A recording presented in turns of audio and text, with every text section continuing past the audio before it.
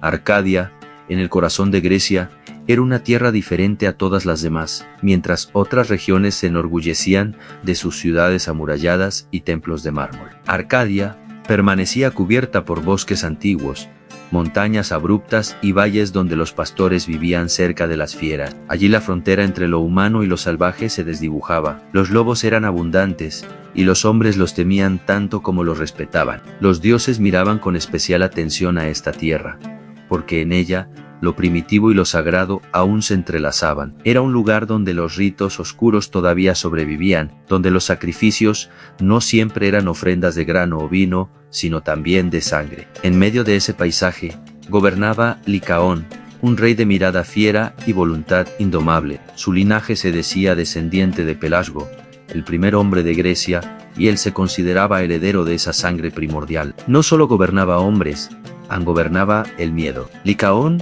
no era un rey piadoso. Los templos de Arcadia eran escasos y poco frecuentados. Creía que los dioses eran un mito usado para mantener dóciles a los pueblos. Se reía de los sacrificios solemnes en honor a Zeus o Apolo, y proclamaba que ningún dios podía decidir sobre su destino. Los ancianos de la corte lo miraban con temor. Sabían que la soberbia en Grecia era el mayor héroe de los pecados. Los dioses castigaban con furia a quienes osaban compararse con ellos, pero Licaón estaba convencido de que podía desafiar incluso al Olimpo. Su corte, aunque rica, estaba marcada por la violencia. Se contaban historias de banquetes donde se servía carne prohibida, de ritos secretos en los que se derramaba sangre humana, de sacerdotes que desaparecían en las cuevas del monte Liceón.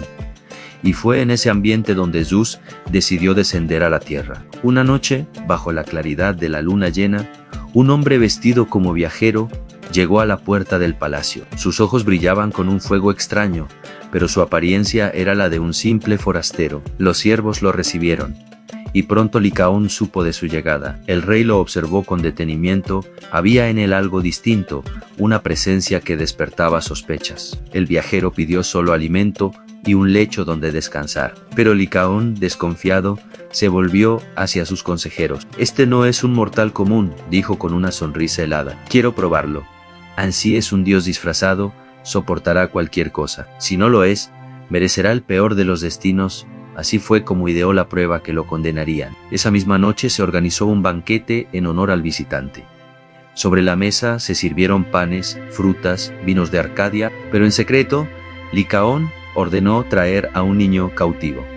Según algunas versiones, era un prisionero de guerra, según otras, uno de sus propios hijos, ofrecido con una crueldad sin igual. El niño fue sacrificado en los oscuros pasillos del palacio. Su carne fue mezclada con la de los animales, preparada con especias y servida en la mesa principal. El viajero, sentado entre los cortesanos, observaba en silencio. Licaón lo miraba fijamente, esperando su reacción. Quería verlo comer, quería ver si la divinidad toleraba aquel acto impío. Pero no hizo falta en el olor.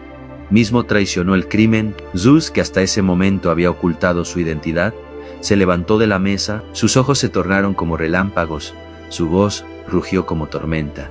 Licaón, tu soberbia no conoce límites, has manchado la tierra con la sangre de un inocente. Te creías más sabio que los dioses, y ahora aprenderás lo que significa ser menos que un hombre. Entonces, la maldición cayó. Licaón intentó retroceder, pero era demasiado tarde. Su cuerpo comenzó a retorcerse ante la mirada aterrada de los comensales. Sus huesos crujieron como ramas quebradas, su columna se arqueó, sus manos se deformaron en garras afiladas, un pelaje áspero brotó de su piel. Su rostro humano se estiró hasta volverse un hocico. Sus dientes se alargaron en colmillos y un aullido desgarrador llenó el salón. El rey ya no estaba allí en su lugar.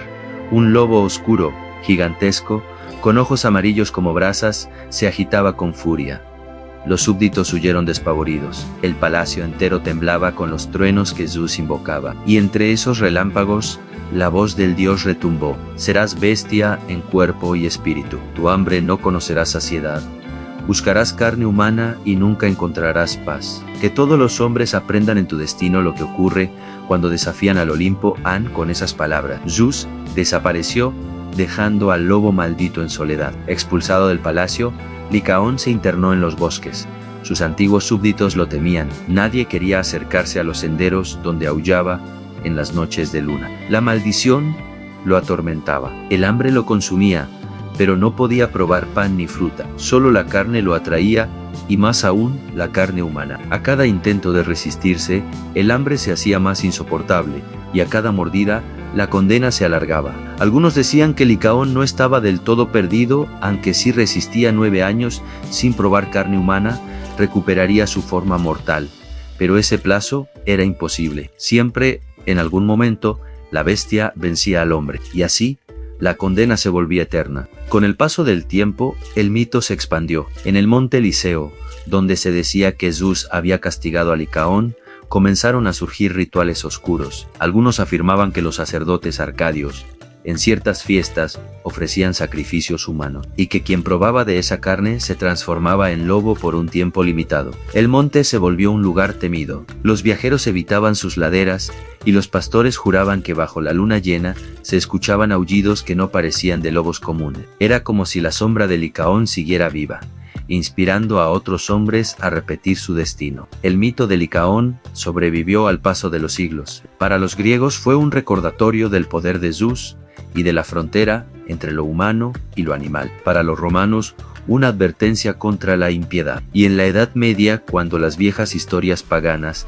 se transformaron en leyendas, nació la figura del hombre lobo tal como hoy la conocemos. Ya no era un rey castigado por un dios, sino un hombre cualquiera que, bajo la luna, podía perder su humanidad. Sin embargo, la raíz de todo seguía en Arcadia, en aquel banquete maldito, en el orgullo de un rey que desafió al Olimpo. En las noches de luna llena, cuando el bosque calla y solo se escucha el viento entre los árboles, hay quienes aseguran que un aullido diferente resuena en la distancia. No pertenece a un lobo común ni a un perro salvaje. Es un lamento más antiguo, más profundo. Dicen que es el eco de Licaón, el primer hombre lobo. Su castigo se convirtió en mito, el mito en leyenda, y la leyenda en terror. Y aunque los siglos pasen, sigue recordándonos que dentro de cada hombre habita una bestia, esperando el momento de despertar. Y así, llegamos al final de nuestro viaje por la antigua Grecia, descubriendo cómo el mito del hombre lobo no es solo una historia de terror moderna,